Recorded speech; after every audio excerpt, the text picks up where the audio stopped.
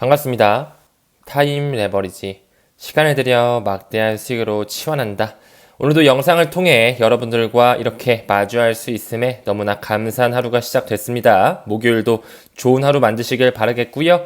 우리 구독자 선생님들의 그리고 저의 인생 선배님들의 귀중한 시간을 제 영상 시청해 주심에 내어주셔서 대단히 감사드린다는 말씀 전달드리면서 천천히 시작해 보도록 하겠습니다. 비트코인 현물 ETF에 대한 승인을 앞두고 굉장히 큰 혼란이 있었죠. 트위터 X에서는 승인을 개시했었습니다만 대변인은 그 게리 겐슬러는 아직 아니다라고 이야기했는데 참 어처구니가 없는 일이 일어났어요. 트위터에서는 이렇게 미국의 Security and Exchange Commission 즉 SEC의 공식 계정에 게리 겐슬러 얼굴까지 올라가면서 비트코인의 현물 ETF에 대해 승인했다라고 공식 발표를 했는데 시간이 얼마 지나지 않아 그들도 당했다, 사이버 공격, 해킹을 당했다라고 하면서 비트코인 현물 ETF 승인은 무단으로 게재가 된 것이다. 대중들 그리고 투자자들에게 큰 혼란을 주면서 소란스러운 일이 일어났었죠. 이 사건을 보고 옛말이 하나 떠오르더라고요. 바로 연병의 사투리,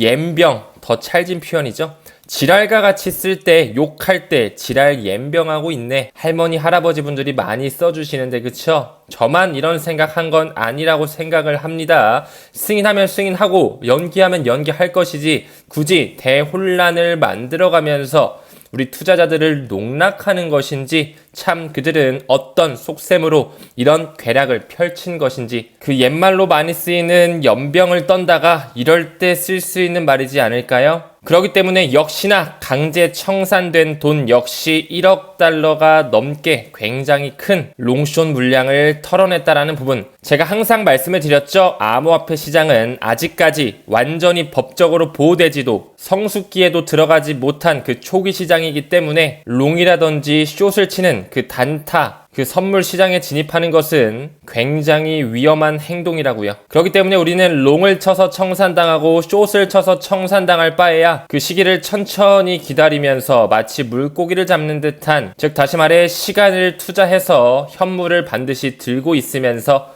가치 투자로 이어가야지만 암호화폐 생태계에서 성공 투자로 이어갈 수 있는 부분 여러분도 동감하는 부분이지 않을까요? 그렇기 때문에 이번 이슈를 통해 우리가 한 번 더 다지고 넘어가야 될 것은 이래서 단타 치면 안 되겠구나 위험하다는 부분 다시 한번 강조드리면서 넘어가도록 하겠습니다. 다음 기사 보게 되면 브릭스 얘기가 나오면서 러시아 더 나아가 이란이 달러 기반의 스위프트 1.0에서 종료를 선언했네요. 이제는 현지 통화로 그들끼리의 자금으로 은행 송금을 시작했다라는 부분 제가 항상 언급해드렸죠. 브릭스의 확장 또한 그 기득권 세력들의 시나리오 속에 CBDC의 세상 디지털 생태계로 가기 위한 하나의 과도기적 이슈일 뿐이라고요. 그 부분에 있어서 러시아라든지 이란은 CBDC에 더욱더 박차를 가하겠죠. 이란 역시 작년부터 중앙은행에서 디지털 화폐 사전 파일럿 프로그램 시범 단계를 완료했다라는 부분 이제 정말 그 CBDC의 세상으로 가고 있는 현상들이 계속 일어나고 있죠. 러시아도 마찬가지로 디지털 루블 이 CBDC를 도입하기 위해 은행 13곳과 시범 사업을 착수했을 뿐만 아니라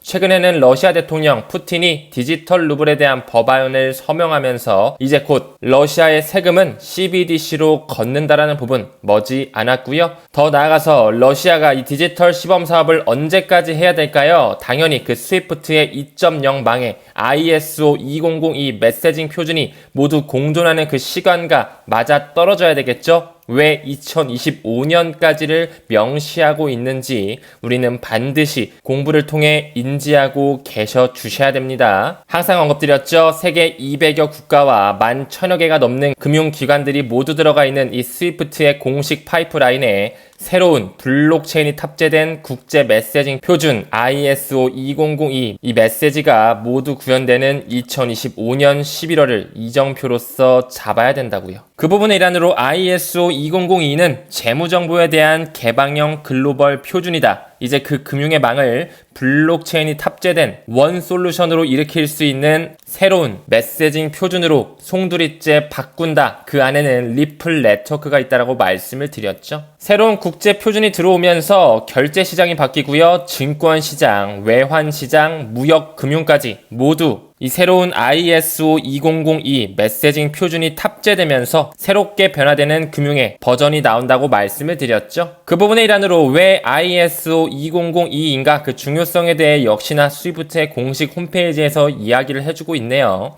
더욱 풍부하고 구조화되어 있으며 세분화된 데이터, 양질의 데이터는 양질의 결제를 의미한다. 분석 개선과 수동 개입이 감소되고요. 엔드-투-엔드 자동화 시스템 지원이 되며 현대 기술을 사용하고요. 마지막으로 전 세계를 하나로 연결 지을 수 있다. 그 도매용 CBDC가 연결되는 부분, 가치의 인터넷 부분에는 XRP 토큰이 유틸리티로 브릿지 통화로 들어갈 수밖에 없다는 것, 우린 이제 확신할 수 있어야 되겠죠. 조금 더 밑으로 내려가면요, 우리가 너무나 잘 알고 있는 그 금권 세력들이 나오거든요. 퍼즐 한번 그대로 맞춰갈까요?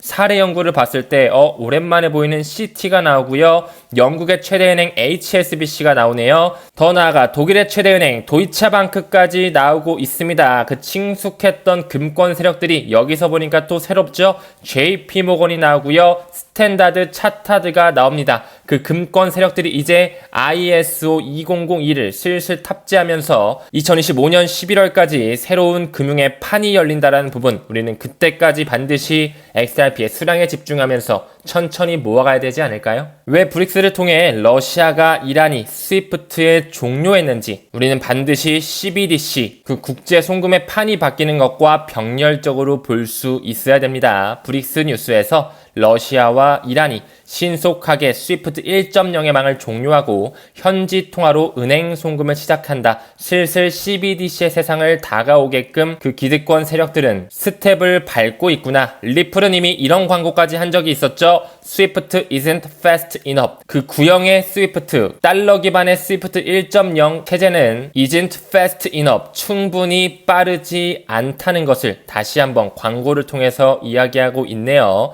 리플 네트워크가 탑재되면서 금융의 망이 바뀌며 원 솔루션으로 진화한다고 말씀을 드렸습니다. 다음 기사 보게 되면 테메노스와 딜로이트가 나오네요. 미국 금융기관 현대화를 위해 힘을 합쳤다라고 하는데요. 우린 이 기사를 딱 보고 금융기관의 현대화를 위해 어떤 블록체인 생태계가 들어갈까, 어떤 네트워크가 들어가면서 도매용 CBDC를 이동하는 부분에 어떤 토큰이 사용되는지 병렬적으로 퍼즐을 맞출 수 있어야 되겠죠. 그 부분의 일환으로 딜로이트부터 잠깐 보게 된다면, 과거부터 딜로이트는 국제 송금을 위해 리플과 함께 뱅킹 소프트웨어를 통합한 이력이 있습니다. 한 번 더 나아가서 딜로이트의 공식 홈페이지도 한번 가볼까요? 딜로이트의 공식 홈페이지에서도 역시나 실시간 국제 결제가 가능한 이 테메노스와 함께 리플의 기술을 통합했다라는 부분, 이미 그 테메노스와 딜로이트는 과거부터 리플과 함께 새로운 금융 현대화를 위해 노력했다라는 부분을 우리는 반드시 인지해 주셔야겠죠. 이번에는 테메노스에 조금 더 퍼즐을 맞춰볼까요? 많이 들었던 회사라고 기억을 해주셨으면 좋겠는데 말이죠. 연준이 실시한 실시간 총액 결제 시스템이죠. 페드나우 서비스의 리플 네트워크를 활용하고 있다라고 말씀을 드렸죠.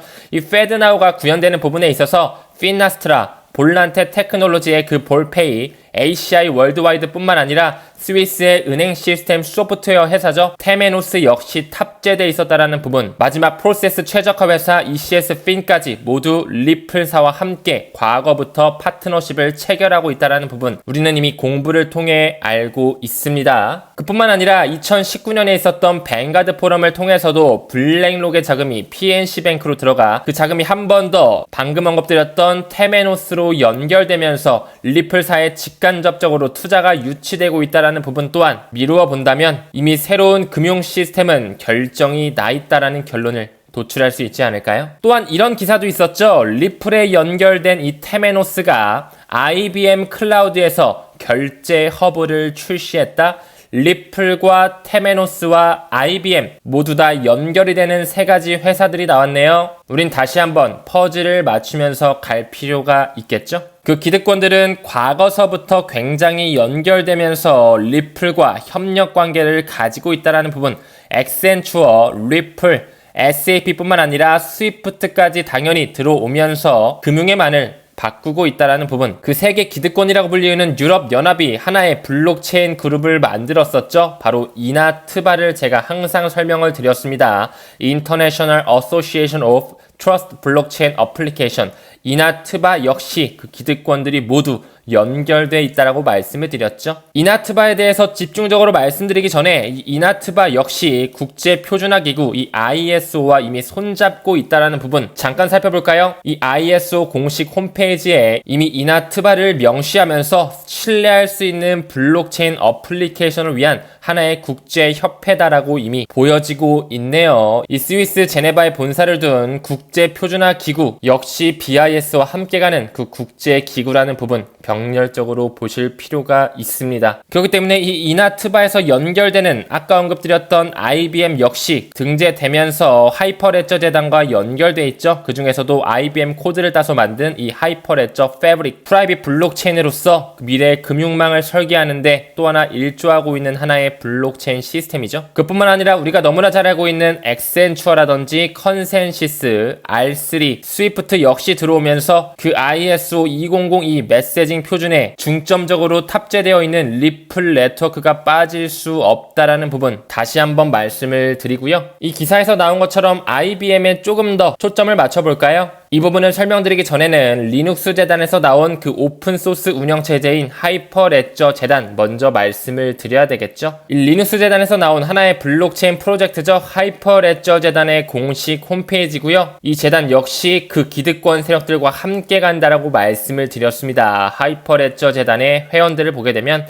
엑센추어, DTCC, 일본의 후지스, 히타치뿐만 아니라 방금 언급드렸던 IBM 역시 병렬적으로 함께 손잡고 회원사로 등재돼 있다는 부분. 그뿐만 아니라 하이퍼레저의 공식 파트너사에 당연히 R3뿐만 아니라 리플사가 들어갈 수밖에 없다라고 말씀을 드렸죠. 그렇기 때문에 리플사와 하이퍼레저 재단이 블록체인 컨소시엄에 같이 합류했다라는 이런 기사 또한 살펴볼 수 있겠고요. 그 기득권들은 모두 연결이 되어 있다고 말씀을 드렸습니다. R3뿐만 아니라 리플사와 함께 세계 경제 포럼에 등재되어 있는 아다라, 더 나아가서 하이퍼레저 재단 역시 모두 하나로 연결되면서 새로운 금융의 망을 만들기 위해 그들의 자금과 움직임으로써 개발하면서 이제 곧 대중들에게도 알려줄 시기가 머지 않았겠죠. 그렇기 때문에 하이퍼레저 재단에서 나온 IBM의 코드를 따서 만든 이 하이퍼레저 패브릭 역시 리플사와 항상 함께 간다라는 부분을 우리는 반드시 인지를 해주셔야 됩니다. 다음 기사 보게 되면 감사를 받은 암호화폐 회사 중에 약 50%가 이미